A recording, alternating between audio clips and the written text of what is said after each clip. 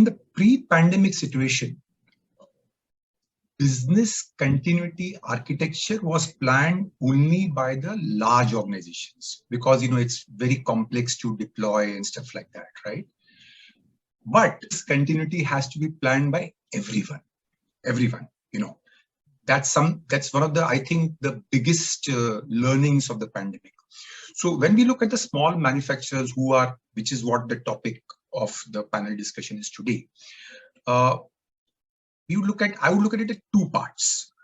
Number one, shop floor level, where the actual manufacturing is what we are doing. Second is the non-shop floor level. I am not an expert on shop floor level, so whatever inputs I will share would be pretty much on the non-shop floor level operations of the manufacturer. But mind you, even at the shop floor level, things like robotics, artificial intelligence, virtual reality, and edge computing will play a big part. But I am not going to delve into those things at all because that is out of my scope. I am no expert on that. Now let us look at what it is required to run the operations. First and foremost, if this situation, first of all, let us be clear that situation is not yet disappeared. It is still there, right? But we can also have bigger disruptions coming in future, similar disruptions. So what is required for small manufacturers? I think the most important part is collaboration. You need to be in touch with your complete team. Because if you are not going to be in touch with your complete team, work will not happen. Let's be clear about that. So when you're talking of being in touch and collaboration would include talking on regular basis, meeting people on regular basis, working on documents together, emailing, the complete suite. I'm not just talking of WhatsApp chats. That's just one small part of collaboration, but collaboration is a much bigger chapter. Experts have said today's worker, 80% of the work is collaboration oriented. So if you do not have tools for proper collaboration, work will not happen. Let's be clear about that part. So first and foremost, collaboration is most important. Next, data center transformation. What do we mean by data center transformation? Here we'll talk of the core infrastructure, the core applications like ERP, we are talking of payroll, HRMS, those kind of things, because those have to continue if your operations have to continue. Okay. And we'll also be talking of things like, backups, disaster recovery, because all these are all part of data center. Final piece would be security. One thing which pandemic has taught us is that in situations like this, there's a huge segment out there who's out, which is a cyber, who are like, cyber threats, because they are really taking undue advantage of the digital presence of people. So security becomes very important, both for the collaboration as well as for the data center transformation, both. So we need an architecture where people should be able to work from anywhere, on any device. And for this to happen, the only possibility is cloud computing, because that's the way to go, especially for small businesses. Small businesses have no other option but to look at cloud computing for business continuity. That's my take. I will talk about resources, because the minute you say a small person, small business, why is the person small? Because resources are limited. What are the resources we are talking about?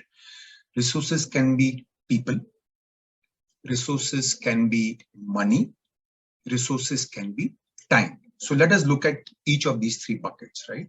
Let's look at people. Small manufacturers do not have the luxury of a well-staffed IT department.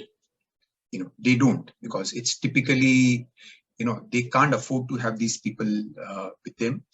So they can't have this team managing the network and, the complex architecture of hardware, software, firewalls, all those things.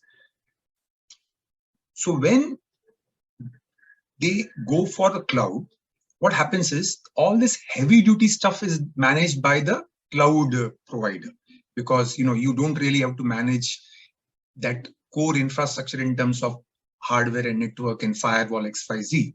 So that is, I think, a huge benefit for a small manufacturer.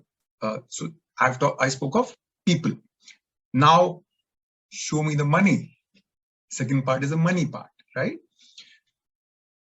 When you look at a typical on-premise infrastructure, supposing you are planning a new project, a small manufacturer has to do a lot of calculations because that initial cost is so high.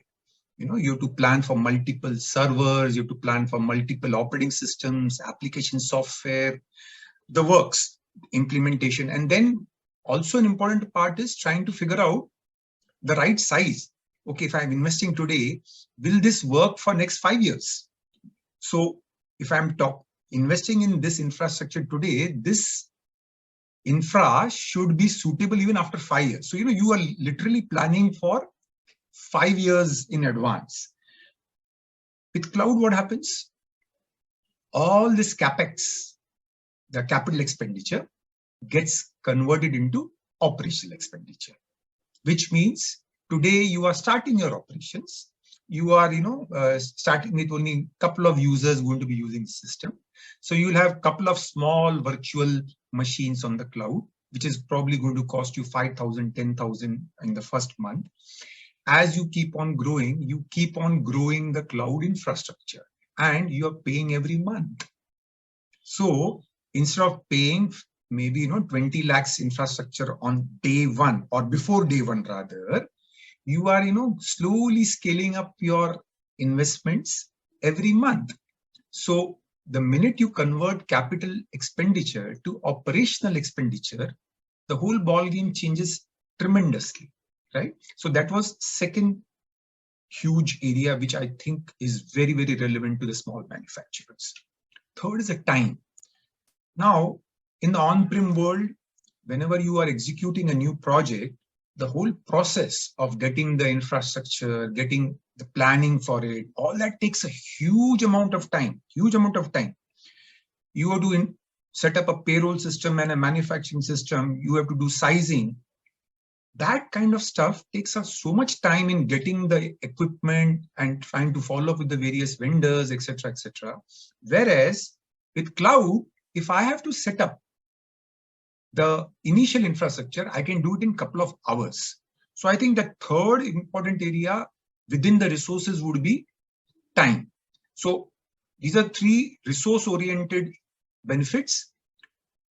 Other part is, of course, business continuity and disaster recovery. Without cloud, it is next to impossible for a small manufacturer to have business continuity and disaster recovery. It's just not possible. But with cloud, at a very nominal cost per month, a small manufacturer can invest in business continuity and disaster recovery solution. So that's pretty much my take around this benefits for a small manufacturer.